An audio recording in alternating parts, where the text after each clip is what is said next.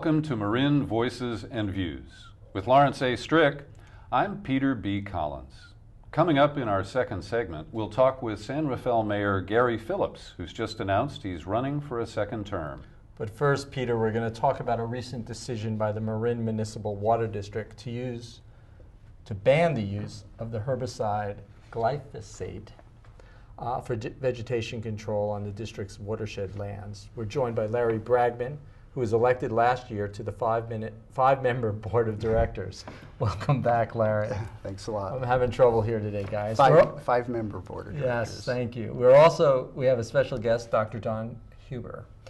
He's a national expert and a professor of plant pathology at Purdue University. Thanks for being here with us, Doctor. Thank you. Can you give us a quick rundown on the herbicide glyphosate and which most of our viewers know under the name of Roundup? Glyphosate is a very unique chemical, very unique compound. It's been patented as a mineral chelator, compound that can grab onto another element and immobilize it, change its structure.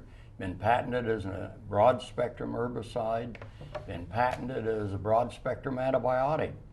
So that if you look at this chemical, it essentially does everything or impacts everything in our ecology, in our society.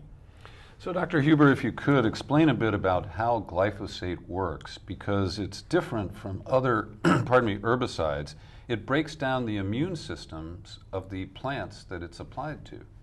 Yes, glyphosate by itself doesn't kill the plant, but it makes it very susceptible to the soil-borne pathogens, disease organisms then that come in to kill the plant actually. So applying that to humans, how does it affect a person? Our intestinal microorganisms that we rely on for our immune system and for our health, for nutrient availability, and that all require the same or have the same physiology that the weeds do that glyphosate impacts, so that it's as an antibiotic against those organisms, it's very toxic and does the same thing to us. It weakens our immune system, it weakens our nutritional availability, so that we're compromised also from a health standpoint. And that happens as a direct result, that is if you were to ingest it, and also as an indirect result if it's on any of the plant that we consume? And glyphosate is probably the most chronically toxic chemical that's ever been released into the environment. It's not an acute toxin, but over a long time it accumulates in the brain and the heart and the kidneys and the liver and your reproductive organs, so that it has an accumulative effect, and you'll actually find that the level in most people's body now is much higher than that's passing through from the dietary intake. So Dr. Huber, I also understand that many people who've used glyphosate, particularly in large agricultural settings, have had to increase the dosage because plants become resistant over time. Is that correct? Yes, it's been such an abused chemical, indiscriminately applied, that we have plants now that are resistant to it.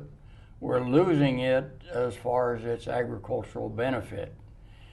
When it's applied to the soil or applied to a plant, 80% stays in the plant. So that if you're consuming any of that, you're consuming glyphosate. You're also consuming some of the other materials that might be present. Our animals, wildlife, are struggling with their health problems just like we are. This year in Idaho and Montana, we had entire herds of deer and elk still running together this spring because there wasn't any pregnancy last fall because of the glyphosate infertility factor. Really? You see the same thing in our society, 30% drop in fertility in people in just the last 5 years because of exposure to glyphosate and similar chemicals. So let me ask you specifically as it applies to a watershed like that maintained by the Water District here, which includes Mount Tam and other features in Marin County. What is the risk of using glyphosate for weed control, vegetation control, which is a fire risk, but what is the risk of that contaminating the drinking water supply? It's almost, if you look at the U.S. Geological Survey studies, it's a guaranteed. A highly water-soluble compound. When it's chelated so that in the soil or in the plant so that it's not an active herbicide, it doesn't mean that it's detoxified as far as a health risk to animals and to humans. It still has its antibiotic activity. We think that's one reason why we're seeing the very high incidence of end-stage kidney failure, is because that chelated glyphosate mineral combination can't be passed by the kidneys. So it's guaranteed that it's going to be in the water system, either from runoff or from erosion, and as well as from the drift factor when it's applied. Mm-hmm. So Larry, this was an issue in your campaign for the water district that went on last year, and you campaigned very vigorously on this issue. What happened since you've been on the board? Well, I think the game changer was the World Health Organization's International Agency for Research on Cancer decision to classify glyphosate as a probable carcinogen. That occurred, I think, in March 2015. So I would say that was a game changer. That is, science was no longer a maybe, but it was a probably. That's right. And people exactly. got nervous. So the science kept up, actually surpassed the politics. And just as a footnote to that, the International Agency for Research on Cancer is recognized, I think, as one of 4 or 5 authoritative agencies by the state of California in regard to our Prop 65, enforcement of Proposition 65. So this is a very serious and well-respected organization. So at that point, I think the district recognized that no amount of studying was going to remove that stain from this program, and wisely, and I think courageously, decided to remove herbicides from our vegetation management program. Mm-hmm. Now, the Independent Journal recently criticized this move in an editorial, and I'll quote, "The decision was swift, without much formal discussion, and before the board's costly study was completed, even though board members earlier asserted that the study and public review process had to be completed before a decision could be made. Last week's vote not only shortcut the process, but it set up district ratepayers for a rate increase needed in part to pay for the manual removal of French broom." What's your response, Larry? Well, like I said earlier, I think the World Health Organization pronouncement was a game changer. So to the extent that that changed the course of the study, I mean, that is the nature of science. I mean, it should be based on empirical facts and not on the pride of the agency that's invested the amount of money and resources that the district had in trying to study herbicides as part of our vegetation management plan. So would you say continuing the study was pointless? I would say continuing the study was setting it up for an irreconcilable conflict with an authoritative body that has made a pronouncement as to its toxicity. It also sounds to me that the use of the word swift by the IJ may not have been proper. Right? No, I don't think that swiftness is anything involved when you have major studies. And really, it was the culmination really of a 10-year battle by the community that participated in the EIR process. So to some extent, it was really a victory for that process, that there were over 700 citizen comments submitted to the district about this particular project. And to the extent that that made it a more deliberative process and slowed the process sufficiently for the science to catch up, it was, to me, it is a success, that the process was a success. You know, as far as it impacting rates, we need to invest more money into the watershed. When William Kent deeded that property to the Water District 100 years ago, one of the principal conditions of the deed was to maintain that property as a park. And the way it's been financed to date, it's been an afterthought to some extent, because the primary means by which the district finances itself is through water sales. Well, right now, our water sales are decreasing, which is a good thing. Our customers understand the need to conserve, but the paradox of conservation is that our revenue is going down, but 80% of our costs are fixed. The watershed deserves its own fund. This is our legacy. This is the legacy of William Kent. This is the legacy of the Marin Municipal Water District, which is in some ways a unique public agency that has its own watershed. Larry, we've seen a number quoted in the IJ that the difference between using an herbicide and manual removal of this vegetation is about $5 million. Is that an annual figure, or is that a cumulative figure for the vegetation that has built up? I think it's a distorted figure, because if you look at the EIR study, the Wildfire Protection Habitat Improvement Plan, it breaks the water district down into 5 zones. 2 of the zones are really not infested with broom. 2 of them have moderate infestation of broom. 1 has heavy infestation, and that happens to be the one near Fairfax. And if you read the study closely, it basically indicates that trying to eradicate broom from Zone 5 is futile. And Don and I have hiked that part of the district together, and it is a fool's errand to try to eradicate broom when it's that heavily infested. We need to manage broom, not eradicate it, because that's impossible. Broom has been established for decades here in Marin County. So if you eliminate Zone 5 from your calculation of costs for vegetation management, it actually is a fairly equal sum, which is about $800,000 a year. We're going to need more money because to some extent we have to scale up our vegetation management now. And the primary danger we have on that mountain is fire. I mean, broom presents a biological challenge to some of the natives, but our primary public safety challenge in the water district is fire. And broom is not that pyrophytic. It is somewhat of an evergreen.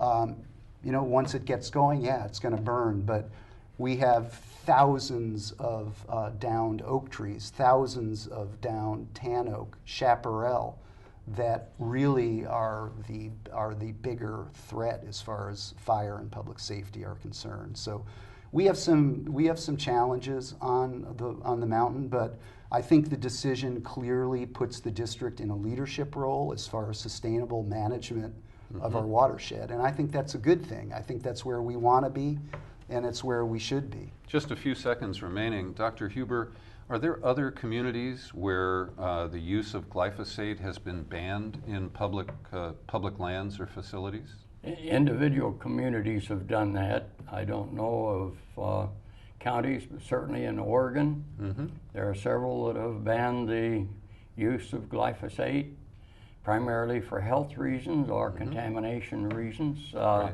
Yes. Thank you very much. I'm sorry we're out of time for this segment, but it's a pleasure to meet you. Thanks for being with us, Dr. Don Huber and Larry Bragman. Thanks a lot, you guys. Thank you. San Rafael Mayor Gary Phillips returns to our show today. He served before on the city's planning commission, the city council. He was elected mayor in 2011. Gary, welcome back. Hey, thank you so much. Great to be here. You've just announced that you're going to run for a second term, and so far you've got no opponent. So far, no opponent, and we'll see. August 7th, we'll know for sure as to whether or not there is. But yes, I've announced. I'm pleased to do so. It's been an interesting period. We've accomplished some things, so I'm anxious to continue that process. I can't believe the first term's over. It seems like you just got elected. It really does. I agree with Larry. At any rate, some of the things you've done is a sales tax extension and increase was passed during your tenure. And you've just announced plans to rebuild the firehouse. And I know that we talked about that a while ago. The doors don't even open. Right. And the police department. What can we expect to see from those funds? Some really good things. You're right about the funds. and a result of Measure E, which was sales tax measure. It was originally supposed to be an extension of 5 years at 5%, or excuse me, 0.5%, and we decided, frankly, I decided to run it for 20 years at an additional 0.25%. The consequence of that was to earmark those funds, which accumulate to about $64 million for the much-needed police and fire stations. Many of them have been here for long periods of time, including Station 1, 1917, Larry. The one you visited, as I recall. It's got wooden doors. It's a Wooden museum. doors. It's nearly a museum, but the tragedy of the matter is that virtually all of our fire stations in particular are antiquated, sorely in need of modest repairs, but certainly to include seismic repairs, and we're concerned about emergency. Earthquake typically comes to mind, and not being able to respond, that's not good for the community. So we took the initiative to put the Measure E on the ballot. Community was great in terms of its support, about 70% passage. And we now have, like I said, the funds to substantially improve the stations themselves. We've gone through a process. We first looked at the location. We wanted to make sure with the combination of Marinwood and Larkspur and their facilities working together with San Rafael that we had the stations in the right location before we started working on them. So we looked at that and have concluded the right locations for the stations. And we now have a strategic plan. So we know exactly what we're going to do at each of them. Now it's architectural, and then it's actually starting the construction. Should be completed in 2019. Great. Gary, since your last visit to the show, it was in January, Whistlestop has revised its plans for the new building near the transit hub between 2nd and 3rd. And you were polite in your criticisms when you talked about it here, but it was clear that you thought it was a little too big, and as a gateway to San Rafael, you thought it might be a problem. Are you happy with the revisions? I wouldn't say that I'm happy. It's still pretty substantial at that particular location. It's a pretty constrained site. And personally, I think that there might be other better locations, and we're having some discussions with possible other alternatives that, in my view, would be better. I do think that 5 stories at that location is pretty high, and as a welcoming point. Further back, BioMarin, et cetera, it blends in and builds up, and they're more comfortable with it. So I think it's perhaps not the right location. Now Whistlestop provides a wonderful service to the community. I'm very much in favor of Whistlestop, and certainly want to do everything we can to continue their service and help them to do so.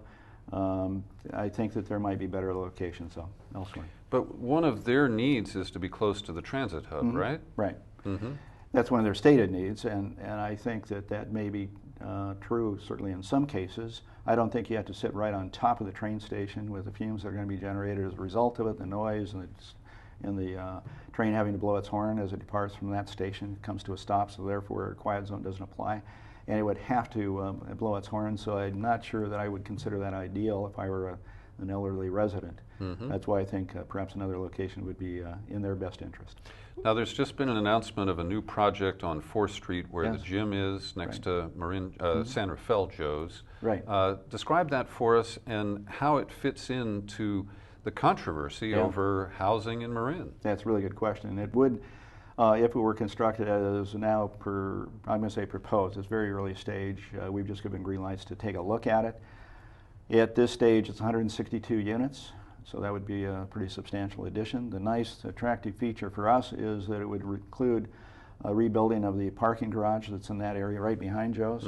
That would cost us about $10 million, and frankly, we don't have the money, so that this is one way of accomplishing that. Parking that's sorely needed in the area, particularly with the train coming in, BioMarin, et cetera. So it's a means of providing some parking and the needed housing. Now, it too is going to be tall. It's going to be 5 stories, perhaps, again, if it proceeds and is approved, et cetera. So it's all speculative at this point, but it would be tall. But at the same time, as you mentioned, it's right across the street from the Fell Town Center, which is the same height. It's not that far from BioMarin, and therefore I think it blends in reasonably well. And think of the advantages. You're going to have now perhaps housing for many of the BioMarin employees. They're expanding from 350 to probably 900 or so. How convenient would that be for those that want to live closer to the downtown? it sounds like a good combination to me on the surface. Again, I haven't reviewed it in detail, but sitting here discussing it with you at this point in time, I'm intrigued by it. And you've been working on the homelessness issue here in Marin. Right. And we've got the downtown streets team that seems to be doing a great job. Yes. I see them there in the mornings all the time. And you're working with Ritter House to find a new location when their lease expires. I think it's next year. Is there a plan in place or the outline of a plan in place where these services are going to be moved to, that is a location that might be accessible to folks? You're referring now to Ritter? Ritter? Yeah. Well, of course, they have provided, I think, a much-needed service for many of those that are not necessarily homeless. They suggest that 10% are perhaps homeless, and the other 90% are, disadvantaged to varying degrees and therefore in need of their services. And we think, as a community, and I think, I'll say, that their services is a wonderful service for those that are in need, and we should take care of those that are truly disadvantaged in many ways, mental health issues or whatever they might be. So they have asked, and this has been a while, but they have asked us to help in some ways. We're limited as to what we can do. We don't relocate businesses, so therefore we're limited. But I'm certainly interested in where they might locate, and therefore interested in seeing them in perhaps a more accommodating location for their services. Also, it would reduce the impact on the downtown, which certainly many of our businesses are interested in, and frankly, I am too. So I think it'd work well for them, since they've identified it as something they wish to do. It works with their business model, and less of an impact on the downtown. For me, that's a good reason to help them relocate. Have they proposed sites, or have you guys proposed sites, or? They've looked at a couple. We've had some discussions as recent as last week. I have one in particular in mind that they've had some discussions with. It's a long ways from done yet. As you know, that's a really good question. The location is really the crux of the issue. There will be opposition, has been opposition by certain neighborhoods just to welcoming Ritter. So it's a tough sell, quite frankly. But we're not giving up. Gary, in a pretty dramatic move this past January, you closed Boyd Park. Yes. And you announced that you were sweeping out the homeless and you wanted to clean it up and make it available to everybody in San Rafael again. Right. As you look back, do you think that was the right move? And did it move the homeless people just into other parks or other private property in the area? Well, that's a good question. And first, to answer the first underlying question, was a good move or not? Yes, it was. I say that because I had a couple of concerns. I happen to go by that park on my way to the City Hall virtually every day. And one thing that was developing was we were having more and more homeless individuals at that park.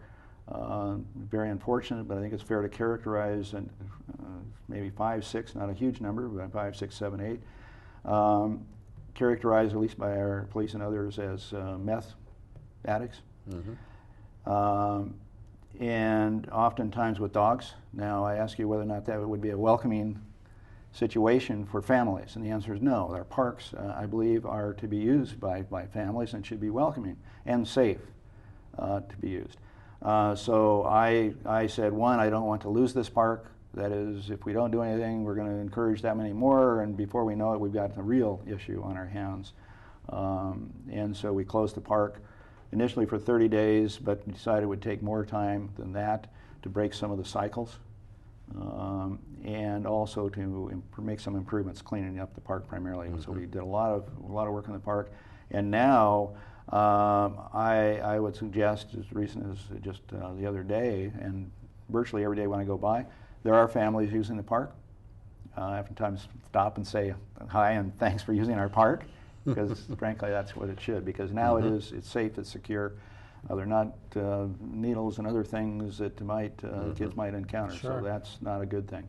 So it's I would conclude that it was a good decision, and furthermore, it's held its composure. It's now safe and secure. So. And did those people just get dispersed, or do we know? Well, your question is valid, because yes, certainly the 6 to 8, whatever the number happened to be, are not going to disappear, but many of them were displaced. On the other hand, some left the area because it was no longer welcoming for them, for their activities, and it was not also inviting for others in Portland and who knows where. So I think that it served its purpose to say overall impact was a positive one. And now the community can use the park. That was my objective. You've taken a strong stance on against local massage businesses that sell sexual services, Yes. Including a moratorium on new massage businesses. Correct. You said there's more than 20 massage parlors in the city, and the city pays an outside vendor about $250,000 a year to enforce the laws. Right. Is the problem that big to warrant that kind of expenditure? And how do you distinguish between those massage businesses that are legit and those that may not be? Well, it's a fair question, certainly. But the numbers you've cited aren't quite right. Okay. The number of massage parlors in San Rafael, now many of them sole operators, but the number of establishments is 80, not 20. And when I first started looking at the issue, there were probably 15 to 20 illegitimate. There are various ways that you can make that determination. Some are pretty obvious. If you go on a website, you can find certain massage parlors, quite frankly, that include San Rafael, and they have some reviews, let's say, that would lead you to the obvious conclusion that this is not massage that I would characterize as legitimate. And frankly, I didn't want our downtown to be known as you all come for prostitution. That's not San Rafael. That's not the San Rafael that we want. So we did retain an outside party through code enforcement. Doesn't make sense, quite frankly, to have the police trying to gather, an attorney gathering the evidence, et cetera. So we've gone through code enforcement. There are certain requirements of all legitimate massage parlors. They be registered, their practitioners be recognized by the state, their license posted, et cetera, et cetera. And so through the process of code enforcement, we have discouraged illicit massage parlors. 12 have closed, and we knew of those 12. There are a few more, but we are in the process. We have recovered of the $250,000 you mentioned. Certainly that's correct, Larry. The outlay was $250,000, but through code enforcement, we have recovered about half of that through fines actually collected in the bank. Great. Gary, we're going to have to stop here, but it's a pleasure to talk with you again, and good luck in your election this November. Well, thank you so much. It's a pleasure being here.